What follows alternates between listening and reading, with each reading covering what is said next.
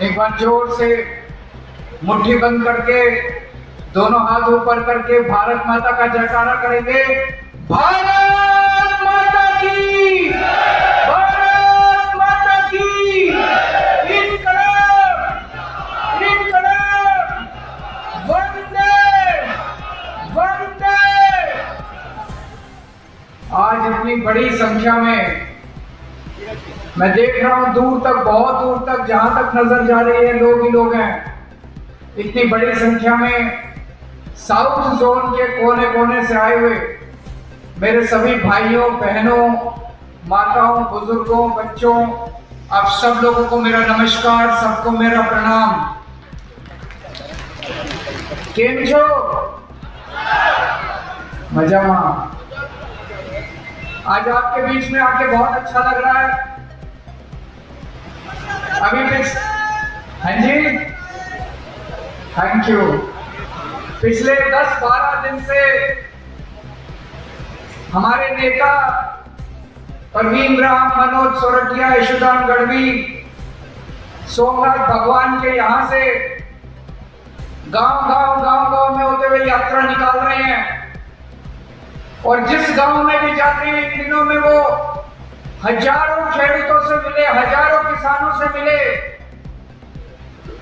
खेडूत बहुत नाराज है, बहुत गुस्से में है। इस बार जहां भी गए लोगों ने एक ही बात बोली, इस बार बोटाड का बदला लेना है। आपको पता होगा बोटाड में क्या हुआ था। बोटाड में कुछ दिन पहले कुछ किसान इकट्ठे हुए, शांतिपूर्ण प्रदर्शन कर रहे थे कर्ता प्रथा के खिलाफ। कोई पत्थर नहीं चलाया, किसी को मारा नहीं। प्रदर्शन करना हमारा अधिकार है। कर्ता प्रथा के खिलाफ प्रदर्शन कर रहे थे। पुलिस ने उनके ऊपर लाठीचार्ज किया, खूब पीटा किसानों को, उनके घरों में से खींच कर ले गए और 85 किसानों को कई महीनों तक उन्होंने जेल के अंदर रखा। आज पूरे गुजरात के अंदर किसानों में जबरदस्त विद्रोह है, जबरदस्त गुस्सा है। किसान बदला लेना चाहते हैं बीजेपी से, किसान बदला लेना चाहते हैं भाजपा से। इस बार चुनाव के अंदर बदला लेंगे, हमको मजा चखाएंगे किसान पूरे गुजरात के अंदर। पिछले 30 साल से गुजरात में भाजपा की सरकार है। इन 30 सालों में भाजपा ने गुजरात को चूस लिया पूरी तरह से। सब कुछ खा गए बीजेपी वाले, सब कुछ खा गए। किसानों के बीज खा गए, किसानों के खाद खा गए, किसानों का पानी पी गए, किसानों का पैसा खा गए, व्यापारियों का व्यापार खा गए, बेरोजगारों का रोजगार खा गए, स्कूल खा गए, अस्पताल खा गए, सड़कें खा गए, पुल खा गए, मजदूरों का नरेगा खा गए। ये लोग बजरी खा गए, लोहा खा गए, मिट्टी खा गए, सब कुछ खा गए ये लोग बीजेपी वाले 30 साल से। चूस लिया इन्होंने गुजरात को। और जो इनके खिलाफ आवाज उठाता है उस पर अत्याचार करते हैं। जो इनके खिलाफ भ्रष्टाचार के खिलाफ आवाज उठाता है उसके ऊपर झूठे केस करके उसको जेल में डाल देते हैं। चेतन वसावा ने नरेगा में भ्रष्टाचार के खिलाफ आवाज उठाई।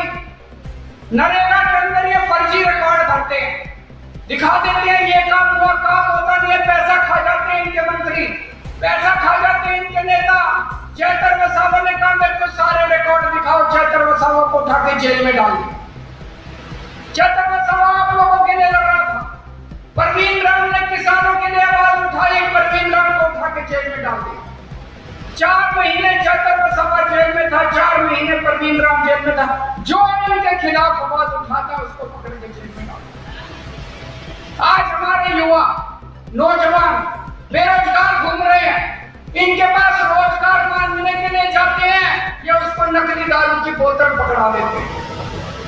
पूरे गुजरात में नकली दारू बिक रही है। कितने बच्चे मर गए नकली दारू से। हमारे युवा रोजगार मांगते हैं, उसके हाथ में नकली दारू पकड़ा, उसके हाथ में पुड़िया पकड़ा देते हैं। कोकेन की पुड़िया, हेरोइन की पुड़िया, गांजे की पुड़िया पकड़ा देते हैं। हमारे बच्चों को, हमारे पूरे परिवार को बर्बाद करने में लगे हैं, पूरे के पूरे परिवार बर्बाद। मैं कई परिवारों को जानता हूँ, आजकल मेरे गुजरात में काफी आना जाना हो रहा है। कई परिवारों को जानता हूँ जिनके बच्चे मर गए नकली दारू पी के। कई परिवारों को जानता हूँ जिनके बच्चे ड्रग खा के उनके पूरे के पूरे परिवार बर्बाद हो गए। पर कसूर हम लोगों का कसूर है। हमारे बच्चे मर गए, हमारे बच्चे बर्बाद हो गए, तब भी हम जाके कमर का बटन दबा के आते हैं। क्यों? कब जागेंगे हम लोग? कितने और परिवार बर्बाद होंगे जब हम जागेंगे? कितने और परिवार बर्बाद होने की इंतजार कर रहे हैं हम लोग। मोरबी का पुल गिरा, 140 लोगों की मौत हो गई। बड़ौदा में पुल गिरा, 22 लोगों की मौत हो गई। पिछले 5 साल में 12 पुल गिर गए। कितने और लोगों की मौत की इंतजार कर रहे हैं हम लोग? कब जागेंगे हम लोग? कितने और पुल गिरने की इंतजार कर रहे हैं? कब जागेंगे हम लोग? एक गरीब किसान बेचारा अपनी जमीन बेच के, अपनी बीवी के जेवर बेच के अपने बच्चे को पढ़ने के लिए भेजता है। उसका बेटा जाके अहमदाबाद में, सूरत में, राजकोट में जाके पढ़ाई करता है, रात दिन मेहनत करता है, पेपर देने जाता है, पेपर लीक हो जाता है। कितने पेपर, हर पेपर लीक हो रहा है यहाँ पे, हर पेपर लीक हो रहा है। कितने लाखों बच्चों का भविष्य बर्बाद हो गया। कितने और बच्चों के भविष्य का इंतजार कर रहे हैं बर्बाद होने के, कब जागेंगे? पेपर लीक होते रहेंगे और हम चुप बैठे रहेंगे। भ्रष्टाचार होता रहेगा, हम चुप बैठे रहेंगे। सड़कें टूटती रहेंगी, हम चुप बैठे रहेंगे। सरकारी अस्पतालों में हमारे बच्चे मरते रहेंगे, हम चुप बैठे रहेंगे। ये प्राइवेट स्कूल वाले भ्रष्टाचार करते रहेंगे, हमें लूटते रहेंगे, हम चुप बैठे रहेंगे। आज हम यहाँ सूरत में बैठे हैं।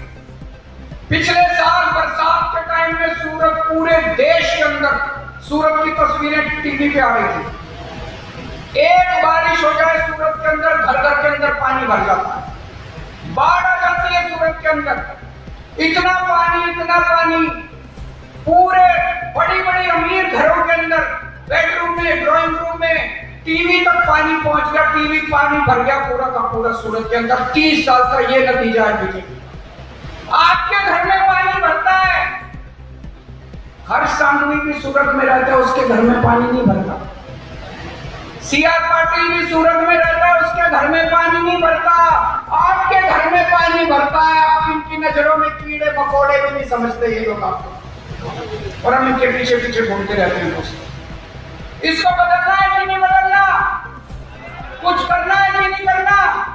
भ्रष्टाचार बंद होना चाहिए कि नहीं होना चाहिए?